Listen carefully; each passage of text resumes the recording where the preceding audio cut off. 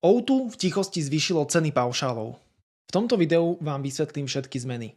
Začnem programom O2 Fair na faktúru, ktorý stojí už 3 € mesačne. Základný O2 paušál si prilepšil o 100 voľných minút a získal 5 GB dát navyše.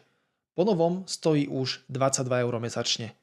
Pohodový O2 paušál si prilepšil len o 5 GB dát, avšak zdražil až o 4 €, čiže jeho výsledná suma je 33 € mesačne.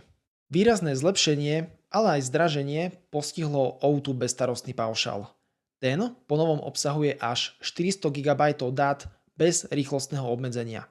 Jeho cena už avšak nie je 39 € mesačne, ale až 44 €. Samozrejme, keďže sa plošne zvyšovali ceny, tak sa musel zvýšiť aj EU dátový limit. Očakávam, že O2 čoskoro zvýši ceny aj pevných služieb, lebo tieto ceny sú mimo iného marketingovo absolútne nepraktické. Koniec koncov O2 v tichosti zvýšilo cenu už aj O2 TV Mini a cenu O2 TV.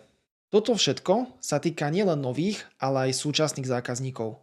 Očakáva sa, že čoskoro dôjde k zmenám a k zdražovaniu aj u ostatných operátorov. Vedzte, že vám v tejto situácii telekomunikačný odboj operatori.sk dokáže pomôcť.